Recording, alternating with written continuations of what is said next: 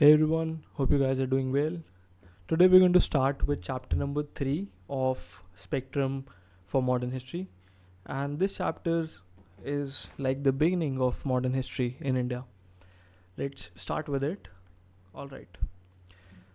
This is Advent of Europeans in India. Though we talk of ancient, medieval, and modern periods in history, history is a continuity. It is not always easy to distinguish clearly when one period ends and another begins.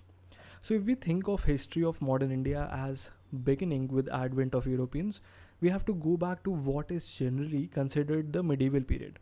That is the 15th century itself. Indeed, to a time even before the Mughals came and established their empire.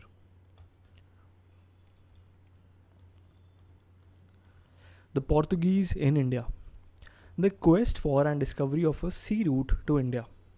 After the decline of the Roman Empire in the 7th century, the Arabs had established their domination in Egypt and Persia. Direct contact between the Europeans and India declined. And with that, the easy accessibility to the Indian commodities like spices, calicos, silk, and various precious stones that were greatly in demand was affected. In 1453, Constantinople fell to the Ottoman Turks, who were on the ascendant. Merchandise from India went to the European markets through the Arab Muslim intermediaries. The Red Sea trade route was a state monopoly from which Islamic rulers earned tremendous revenues. The land routes to India were also controlled by the Arabs.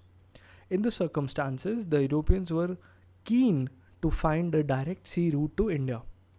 15th century Europe was gripped by the spirit of Renaissance with its call for exploration. At the same time, Europe made great advances in the art of shipbuilding and navigation. Hence, there was an eagerness all over Europe for adventurous sea voyages to reach the unknown corners of the East. The economic development of many regions of Europe was also progressing rapidly with expansion of land under cultivation. The introduction of an improved plough, scientific crop management such as crop rotation, and increased supply of meat, which called for spices for cooking as well as for preservation, prosperity also grew, and with it, the demand for oriental luxury goods also increased. Venice and Genoa, which had earlier prospered through trade in original goods, were too small to take on the mighty Ottoman Turks or to take up major exploration on their own. The North Europeans were ready to aid Portugal and Spain with money and men, even as the Genoese were ready to provide ships and technical knowledge. It is also to be noted that Portugal had assumed the leadership of Christendom's Renaissance resistance to Islam, even as it had taken on itself the spirit of exploration that had characterized the Genoese. I'm sorry, this pronunciation is a little bit tough, but if you could help me out in this, write in the comment section below. Genoese, right? Historians have observed that the idea of finding an ocean route to India had become an obsession for Prince Henry of Portugal, who was nicknamed the Navigator. Also, he was keen to find a way to circumvent the Muslim domination of the Eastern Mediterranean and all the routes that connected India to Europe. Pope Nicholas V gave Prince Henry a bull in 1454, conferring him the right to navigate the sea to distant shores of the Orient, more specifically as far as India. In an attempt to fight Islamic influence and spread the Christian faith, however, Prince Henry died before his dream could become a reality. In 1497, under the Treaty of Tordesillas, 1494, Tordesillas, the rulers of Portugal and Spain divided the non-Christian world between them by an imaginary line in the Atlantic, some 1300 miles west of Cape Verde Islands. Under the treaty, Portugal could claim and occupy everything to the east of the line. Everything to the east of the line. Where's east, right? East is here, right? East of the line. So this is Portugal. Claim everything to the west. And while Spain could claim everything to the west.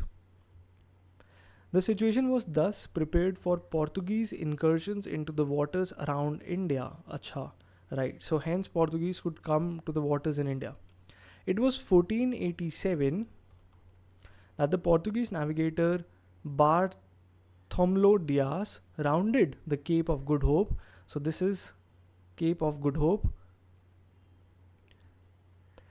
in Africa and sailed upon the eastern coast. He was well convinced that the long sought after sea route to India had been found.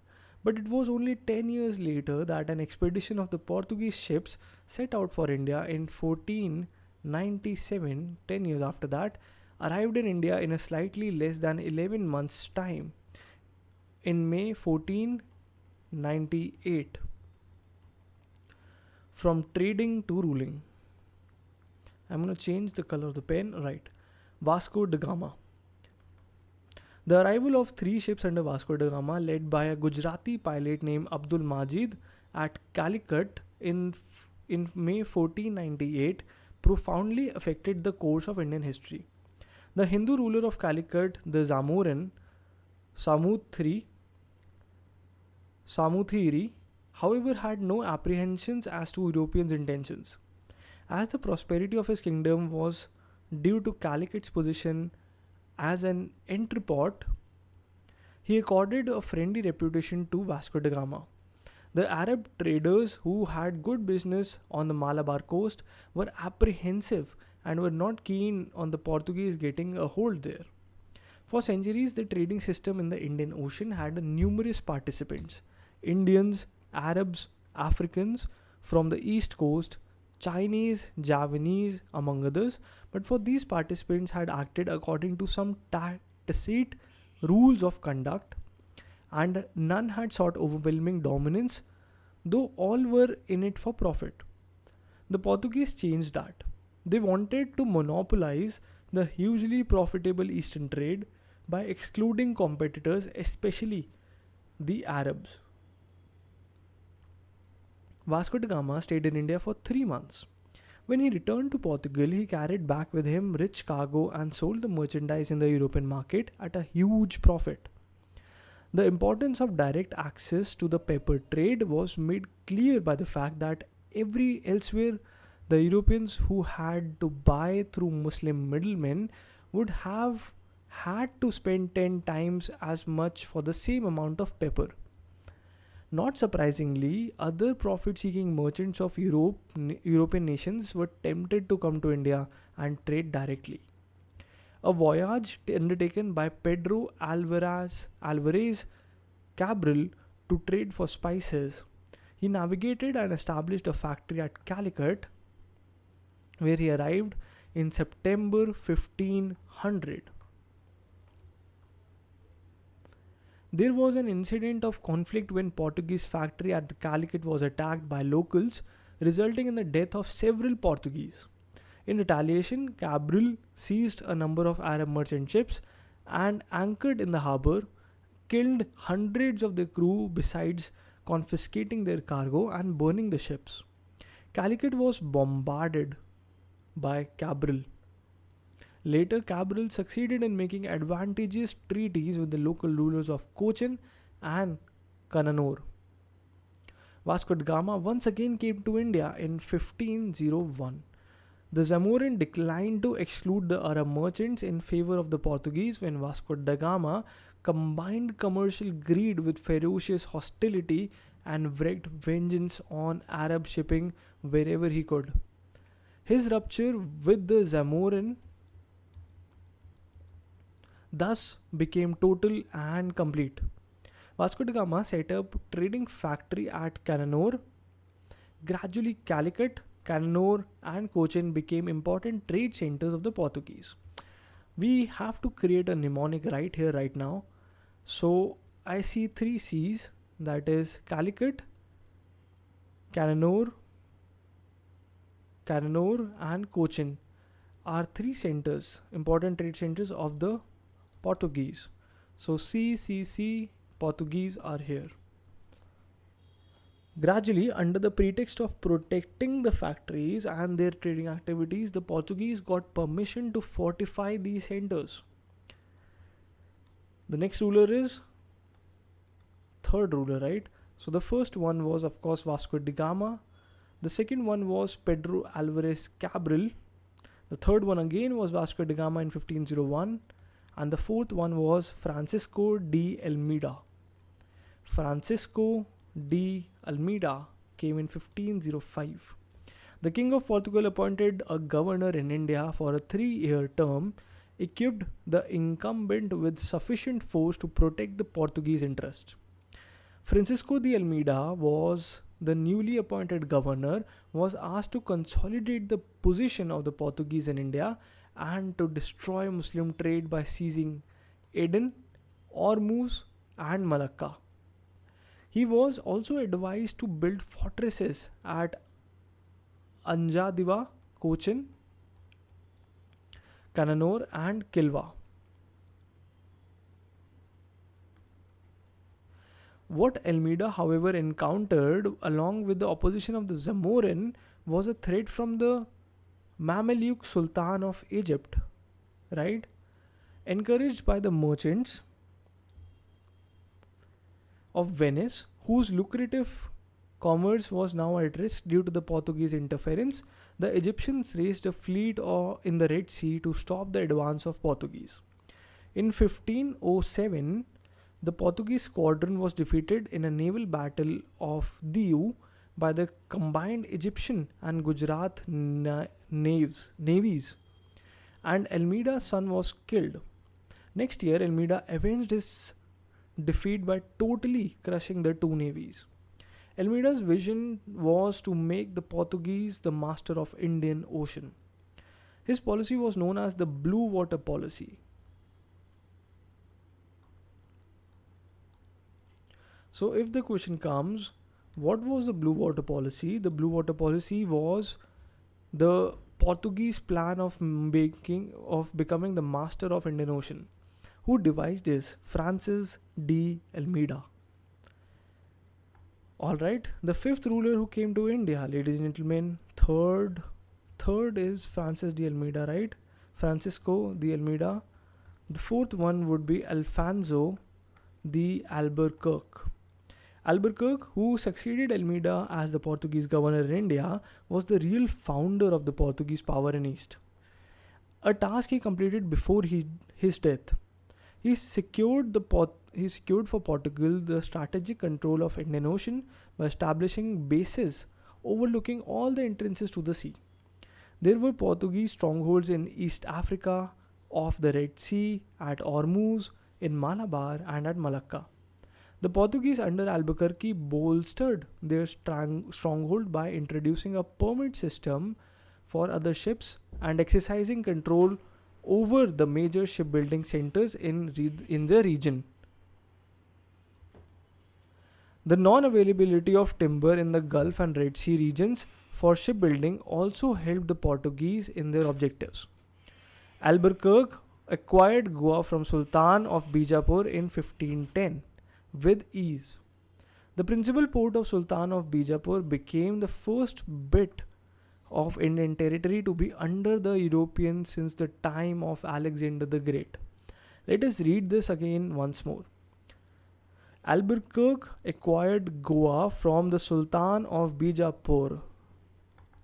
Sultan of Bijapur in 1510. Repeating in Hindi, Albuquerque ने Goa acquire किया सुल्तान of Bijapur से 1510 के अंदर with ease. The principal port of Sultan of Bijapur became the first Indian territory to be under the Europeans since the time of Alexander the Great. An interesting feature of this rule was abolition of sati. The Portuguese men who had come on voyages and stayed back in India were from Albuquerque's day encouraged to take on local wives. In Goa and the province of the north, They established themselves as village landlords, often building new roads and irrigation works, introducing new crops like tobacco and cashew nut. Cashew nut, ladies and gentlemen, cashew nut. From Goa, we remember cashew nut. From Goa, remember 1510, Sultan of Bijapur gave up Portuguese. Or better plantation varieties of coconut, besides planting large groves of coconut to meet the need for coir, rigging, and cordage. In the cities, they were settled as artisans and master craftsmen, besides being traders. Most of such Portuguese came to look upon their new settlements rather than Portugal as home. Nino de Cunha. This is rule number 5. Ruler number 5 is Nino de Cunha. Can you name all the rulers? The first one was, of course, Vasco da Gama. The second one was, second ruler from Portuguese was, I'm sorry, I also forgot it. Why? Pedro Alvarez Cabral, Pac. We call him Pac-Man. So we have, where did I miss it? Yes, Vasco da Gama. Then came the Pac-Man.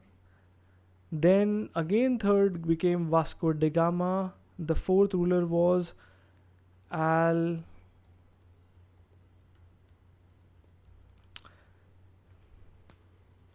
Francisco de Almeida, FDA, right? So this becomes FDA. This is Vasco da Gama, then this is FDA. The fifth one is Alfonso de Albuquerque, right? Alfonso de Albuquerque. Alfonso de Albuquerque, ADA. Then the fifth one, then the sixth one then becomes Nino de Cunha, NDC. Nino de Cunha assumed office of Governor of Portuguese interest in India on November 1529. And almost 1 year later shifted the headquarters of Portuguese government in India from Cochin to Goa. So who was the first ruler who got Goa, right? This is important. Who was the first ruler who got Goa? Albuquerque. Albuquerque. How do we remember this? Albuquerque got Goa. Francis de Almeida, Alfonso de Albuquerque. So Goa was established, Goa was bought in this time before Francisco de Almeida. No, Alfonso de Albuquerque. Then the Portuguese capital was shifted from Cochin to Goa by Nino de Cunha. Portuguese government in India from Cochin to Goa. Bahadur Shah of Gujarat, during his conflict with the Mughal Emperor Humayun, secured help from Portuguese by ceding to them in 1534 the island of Bessin with its dependencies and revenues. He also promised them base in Diu. However, Bahadur Shah's relation with the Portuguese became sour when Humayun withdrew from Gujarat in 1536. Since the inhabitants of the town started fighting with the Portuguese, Bahadur Shah wanted to raise a wall of partition. Opposing this, the Portuguese started negotiations, in the course of which the ruler of Gujarat was invited to a Portuguese ship and killed in 1537. The Cunha also attempted to increase Portuguese influence in Bengal by setting many Portuguese nationals with Hooghly as their headquarters.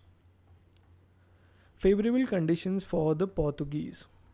In India, excepting Gujarat, which was ruled by the powerful Mahmud Begara or Begara from 1458 to 1511, the northern part was much divided among the many small powers. In the Deccan, the Bahmani kingdom was breaking up into smaller kingdoms. None of the powers had a navy worth its name, nor did they think of developing their naval strength. In the Far East, the imperial decree of the Chinese emperor limited the navigational reach of Chinese ships. As regards the Arab merchants and shipowners who until then dominated the Indian Ocean trade, they had nothing to match the organization and unity of the Portuguese. Moreover, the Portuguese had cannons placed on their ships. Let us understand about Portuguese state. The general tendency is to underestimate the Portuguese hold in India. However, the Estado Portuguese da India, state of Portuguese India, was in fact a larger element in Indian history than it is given credit for. Many of the coastal parts of India had come under Portuguese power within 50 years of Vasco da Gama's arrival. The Portuguese had occupied some 60 miles of coast around Goa. On the west coast, from Mumbai to Daman and Diu to the approaches of Gujarat. They controlled a narrow tract with four important ports and hundreds of towns and villages. In the south, they had under them chain of seaports, fortresses, and trading goods like Mangalore, Kannur, Cochin, Calicut. And though their power in Malabar was not consolidated, it was enough to ensure influence or control over the local rulers who held the spice growing land. The Portuguese established further military posts and settlements on the east coast at San, Thorn, Thum in Chennai, and Nagapattinam in Tamil Nadu towards the end of 16th century. A wealthy settlement had grown at Hooghly in West Bengal. Envoys and ambassadors were exchanged between Goa and many of the major kingdoms in India of the time. Treaties were signed between Goa and the Deccan Sultans in 1570, which were regularly renewed as long as their kingdoms lasted. The Portuguese always had a role to play in the successive battles for the balance of power between Vijayanagar and the Deccan Sultans, between the Deccanese and the Mughals, and between the Mughals and the Marathas. Interestingly, the Portuguese, the first Europeans to come to India, were also the last to leave this land. It was 1961 before the government of India recaptured Goa, Daman and Diu from them. Thank you everyone for tuning in. This was it. In the next part, we'll start with Portuguese administration in India. So we'll understand the administration power of Portuguese in India. Stay tuned. All the best for exams. Do share and subscribe to the channel and keep supporting us. Thank you everyone.